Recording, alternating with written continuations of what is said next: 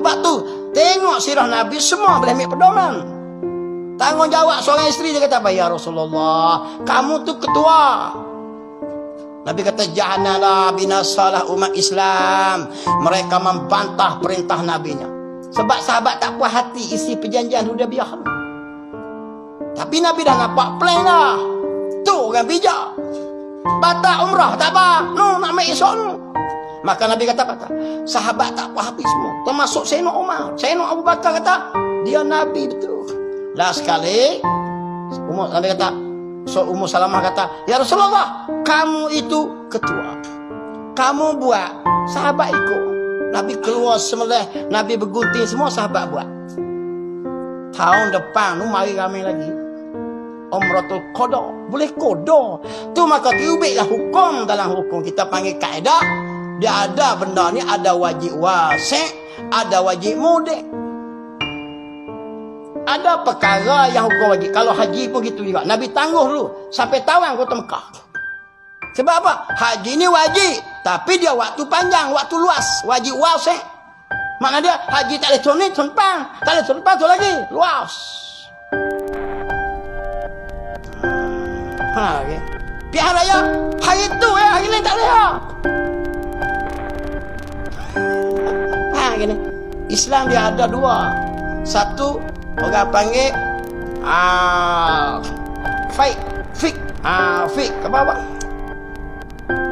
Ada dia tengok keadaan benda tu mudarat. Kalau dua-dua bertemu dua ni, dia pilih hak mudarat paling ringan. Kalau dua-dua keutamaan, tengok yang lebih utama. Haji ni benar utama bagus, tapi pentadbiran utama. Bertembung dua ni nak pilih mana? Haji ni seorang. Pemerintah ni meliputi semua perkara. Mana berat lagi? Ini fik utama.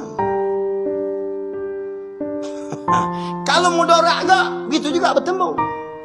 Tidak tetap kaedah lah. Bila bertembung dua perkara, pilih yang lebih ringan. Kita pergi cek doktor. Sampai doktor cek, cek ni sudah meningkat 90 km darah kecil manis cik. Betul nak panggil apa kilometer pun boleh lah. Lama lagi.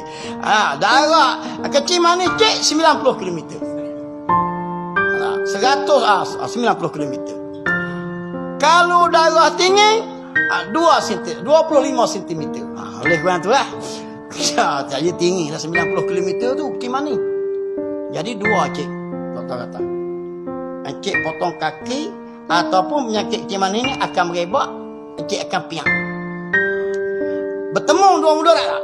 Kerak kaki mudarat tak? Mudarat. Nyawa mudarat tak? Mudarat. Ini bak mudarat.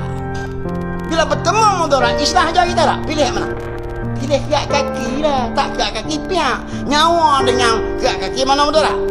Dalam bak mudarat, pilih yang ringan. Kalau bak manfaat, pilih yang lebih utama.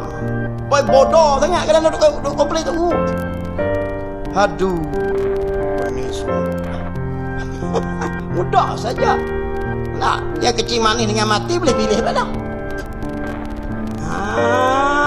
Kita ada tadi ni tak semayang. Kita tadi ada